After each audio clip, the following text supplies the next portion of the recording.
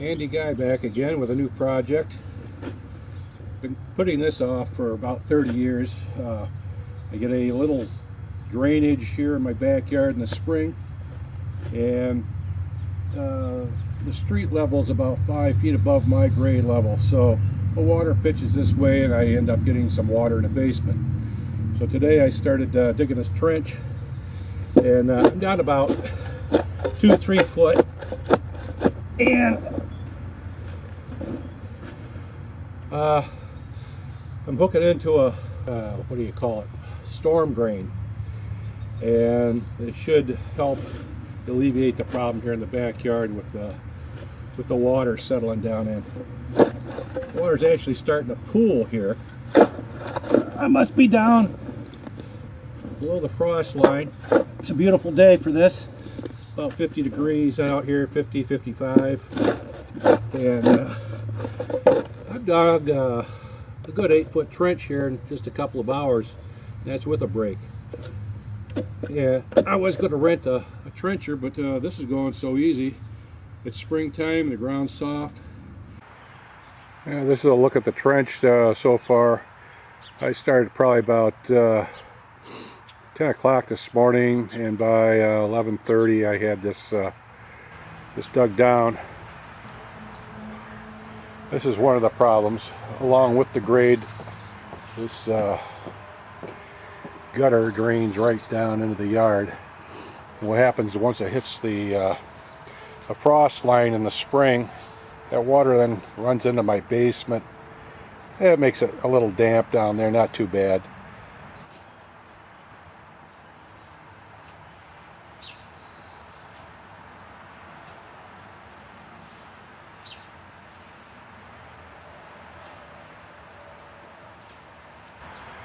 Okay, it's about a half an hour later now, and I've made it to the turn. That's enough for today. So I've actually done this in only a couple of hours of digging with a shovel. Not a bad day's work.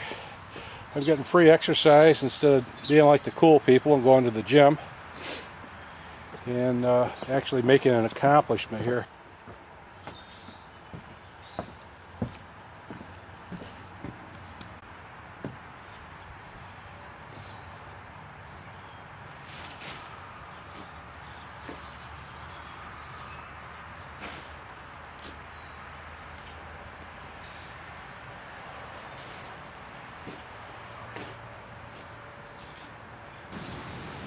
That's day 4 of the trench digging operation, and about 2 to 3 hours a day.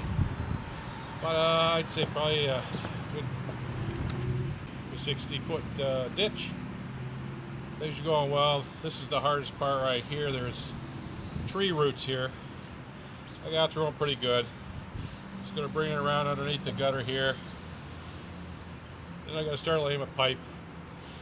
Stone, I guess I'll put some ground cover and some stone, drain pipe. Anyway, that's it for the ditch digging.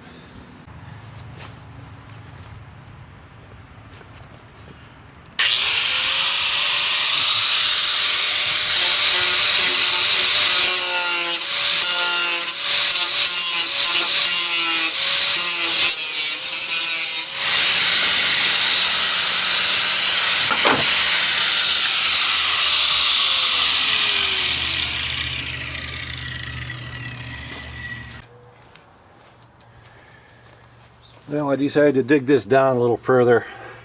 Want to make sure where the pipe was going underground and what size that was. It looks like it's also 3-inch black pipe. This is 1 yard of pea gravel. My estimate was I needed about a half a yard, so I think I'm glad I got the full yard. And we'll be moving that shortly. I've got some ground felt over here. Here are the parts that I purchased this morning at the Home Depot. Got 3 T's, 4 elbows, a couple of reducers. These are, let's see if you can see those. My drain covers. This I purchased 3 sections, 10-foot long with holes, and 1 solid one for the downspout parts. I will need to probably purchase 2 more sections, and I'll see what I need as I go. This is all that would fit in my car at the time.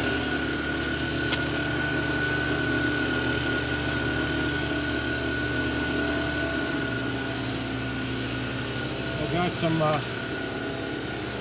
twigs that I got from around the yard. Poke those in the side to hold up the ground felt while I get these stones in.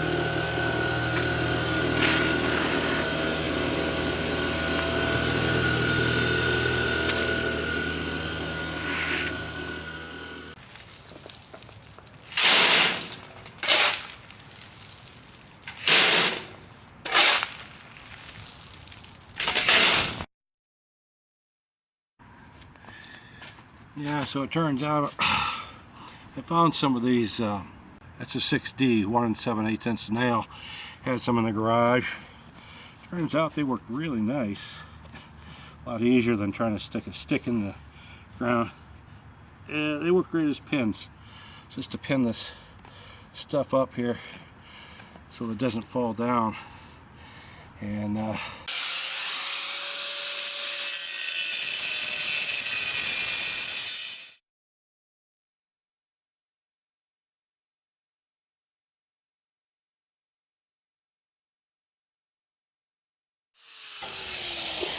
looks like it's actually going to work. Got my couplings down in there. I used some plumber's putty to seal those joints. Since this is just an underground drainage, I'm not too concerned about tight joints. I put the system together at this point with the drain tube. This is a solid drain tube here. I'll use it perforated up further in the yard to allow groundwater to come in, and it looks like it's going to work out pretty good. I can start filling in underneath this. I think I'm all set there.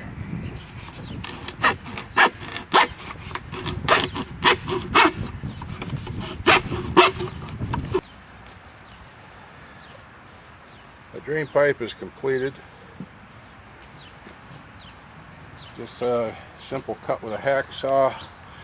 There's a label on the perforated pipe, and that should be up, so the holes are down towards the gravel, so the water leaches back up into the pipe and then runs along here. Looks like I had the right parts. Everything went together nicely. This is solid tube down at this end. Okay, I've finished adding all the stone in, and now I'm just going to fold in the ground cover over the top of it. So the ground cover acts as a filter. Water flows through the filter, through the stone, and then down into the drainage pipe. Everything went pretty well.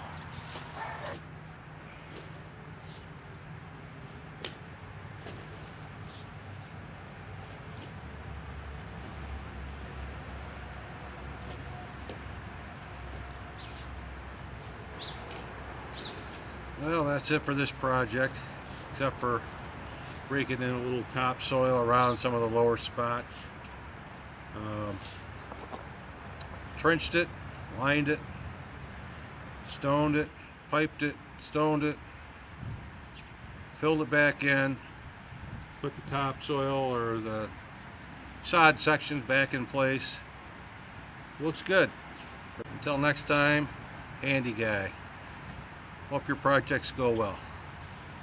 Well, it's August now, and we've had a very rainy July. We would have definitely had flooding in the basement this year. No flooding, no water has entered the basement whatsoever. So the old drain project worked out very well, and I'm just going to show you around a little bit. And down here's our main drain for the downspout. Dumps right into that. And you can see the soil grew in very well. These drains are sort of hidden in the grass here. There's one. Here's another one. Right there. 3. And this is where the trench was. Nothing to be seen there, except for a few weeds that grew in. So that went real well, and pleased with that project. So, anybody can do this stuff. Didn't take any kind of a genius, that's for sure. Okay, Andy Guy saying good luck.